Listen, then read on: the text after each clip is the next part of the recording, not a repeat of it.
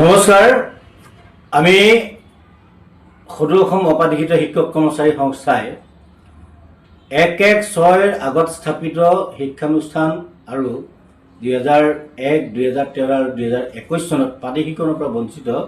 এই সকলোবিলাক শিক্ষকসকলৰ অৰ্থাৎ অপাধিকৃত শিক্ষকৰ সমস্যা লৈ দীৰ্ঘদিন ধৰি আমি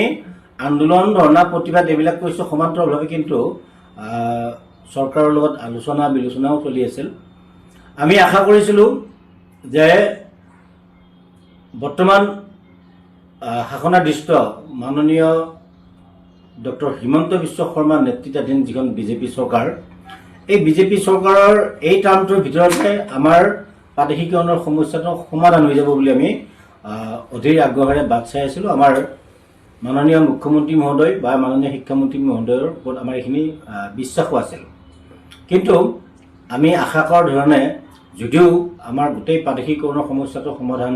নহ'ল, তথাপিতো যোৱাকালি 18 ফেব্ৰুৱাৰীত মাননীয় মুখ্যমন্ত্ৰী মহোদয়ে তেখেতৰ যি কাৰ্যালয়ৰ সভাকক্ষত আমাৰ প্ৰাদেশিকৰণৰ কাৰণে এটা আবেদনৰ পৰ্টেল এটা মুকলি কৰি দিছে। তাৰপিছতে মাননীয় শিক্ষামন্ত্ৰী মহোদয়ে আমাৰ গোটেই সংস্থাবিলাকক মাতি এই বিষয়ত তেওঁ বিতংকে আমাক কৈছে, জনাইছে, তেওঁলোকৰ পৰিকল্পনাৰ কথা জনাইছে। যি নহওক আমাৰ এই সমস্যাটো সমাধানৰ এটা গতি লাভ কৰিছে আৰু এই যিটো সিদ্ধান্ত অৰ্থাৎ অপ্ৰাদেশিত হৈ থকা শিক্ষানুষ্ঠানত কৰ্মৰত শিক্ষক কৰ্মচাৰীৰ লগতে 2001, 2013 আৰু 2021 চনত বঞ্চিত শিক্ষক কৰ্মচাৰী লগতে আমি কালি কিন্তু নতুন এটা কথা নতুন যদিও আগতে কৈছোঁ যদিও চৰকাৰে এই ক্ষেত্ৰত মানে এই ক্ষেত্ৰত সিদ্ধান্ত লোৱা নাছিল আৰু আমি কালি এটা নতুন বিষয় এটা ইয়াৰ লগত সংলগ্ন কৰিব বিচাৰিছোঁ। সেইটো হ'ল অপ্ৰাদেশিত শিক্ষানুষ্ঠানবিলাকৰ লগত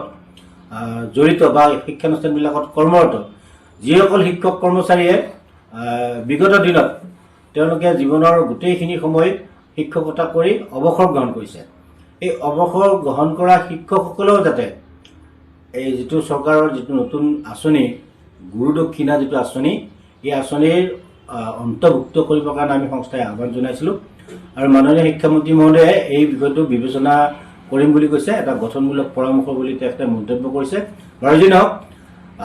চৰকাৰখনৰ কাকো বঞ্চিত নকৰি সকলোকে আঁচনিৰ জৰিয়তে হওক বা প্ৰাদেশিকৰণৰ জৰিয়তে হওক সকলোকে সন্তুষ্ট কৰাৰ কাৰণে যিটো সিদ্ধান্ত গ্ৰহণ কৰিছে এই সিদ্ধান্তটোৰ কাৰণে আমি সদৌ অসম অপ্ৰাদেশিত শিক্ষক কৰ্মচাৰী সংস্থাই মাননীয় মুখ্যমন্ত্ৰী মহোদয়, মাননীয় শিক্ষামন্ত্ৰী মহোদয় লগতে অসম চৰকাৰ কেবিনেট মন্ত্ৰীসকল আৰু চৰকাৰখনক আমি অশেষ আন্তৰিক ধন্যবাদ জ্ঞাপন কৰিছোঁ আৰু সমান্তৰালভাৱে মাননীয় মুখ্যমন্ত্ৰী মহোদয়ক এই ভিডিঅ'টোৰ যোগেদি এটা আহ্বান জনাব বিচাৰিছোঁ যে তেখেতে যেনেদৰে সিদ্ধান্ত কৰিছে এই সিদ্ধান্তখিনি যাতে আগন্তুক যি বিধানসভা হ'ব অৰ্থাৎ নতুন চৰকাৰ হৈ প্ৰথম যিখন বিধানসভা হ'ব এই বিধানসভাখনতে যাতে এই আইনখনৰ যিখিনি এতিয়াও আমাৰ আপত্তি আছে বা আশা আছে আমাৰ এই বিশেষকৈ শিক্ষকৰ নিযুক্তিৰ ক্ষেত্ৰত, ছাত্ৰ ছাত্ৰীৰ পৰিসংখ্যাৰ ক্ষেত্ৰত, মাটিৰ ক্ষেত্ৰত আৰু শিক্ষকৰ নিযুক্তিৰ ক্ষেত্ৰত এইখিনিক অকণমান ৰিলেক্সেশ্যন কৰি আমি এটা কথাত মাননীয় মুখ্যমন্ত্ৰী মহোদয়ৰ লগত একমত যে 1-1-6 আগত যদি শিক্ষানুষ্ঠানখন যদি স্থাপিত হোৱাৰ চৰকাৰী যদি নথিপত্ৰ আছে তেতিয়াহ'লে সেই শিক্ষানুষ্ঠানখনত কৰ্মৰত শিক্ষক কৰ্মচাৰীখিনিক বা সেই শিক্ষানুষ্ঠানখনক বাকী যি মাটি লগা ডাইচ কোড এই কথাবিলাকত অকণমান শিথিলতা আনিব লাগে আৰু সেই শিক্ষানুষ্ঠানবিলাকতে শিক্ষকতা কৰা আমি এই কথাটোত এইকাৰণে কৈছোঁ যে এই বহুত শিক্ষানুষ্ঠানত আজিৰ পৰা হয়তো 10 বছৰ বা 7 বছৰ 8 বছৰ আগতে বহুত শিক্ষক ৰিটায়াৰ্ড হৈছে আৰু বহুত শিক্ষকৰ হয়তো মৃত্যু হৈছে। এনেকুৱা কাৰণতহে পৰৱৰ্তী পৰ্যায়ত শিক্ষক নিযুক্তি দিবলগীয়া পৰিস্থিতি হৈছে। গতিকে সেই শিক্ষকখিনিকো যাতে যিসকলৰ জৰিয়তে বিদ্যালয়খন আমি চলাই আনিছোঁ তেওঁলোককো যাতে বঞ্চিত নকৰে। অৰ্থাৎ যিহেতু চৰকাৰখনে সকলোকে কিবা এটা কৰিব বিচাৰিছে, এই কথাটোৰ কাৰণে আমি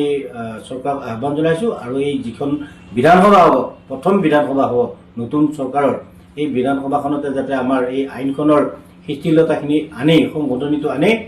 আমাৰ 2026 চনৰ ভিতৰতে যাতে আমাৰ এই শিক্ষক অপাধিকৃত যিটো সমস্যা, এই সমস্যাটোৰ এটা আশু সমাধান কৰিব বুলি আমি আশা ৰাখিছোঁ। আৰু মাননীয় মুখ্যমন্ত্ৰী মহোদয় বা শিক্ষামন্ত্ৰী মহোদয়ৰ মানে দীৰ্ঘায়ু কামনা কৰিছোঁ। তেওঁলোকৰ উজ্জ্বল ভৱিষ্যত আমি সংস্থাই কামনা কৰিছোঁ। আৰু কামনা কৰি আমি আগন্তুকত আমি তেওঁলোকৰ লগত মানে সহযোগিতাত থাকিবৰ কাৰণে আমি সিদ্ধান্ত কৰি মাননীয় মুখ্যমন্ত্ৰী মহোদয়ক এই ভিডিঅ'টোৰ যোগেদি অনাগত দিনত যাতে আমি আৰু আন্দোলন, প্ৰতিবাদ, ধৰ্ণা কৰিবলগীয়া নহয়, তাৰ এটা সুব্যৱস্থা কৰিব বুলি আমি আশা ৰাখিছোঁ। ধন্যবাদ।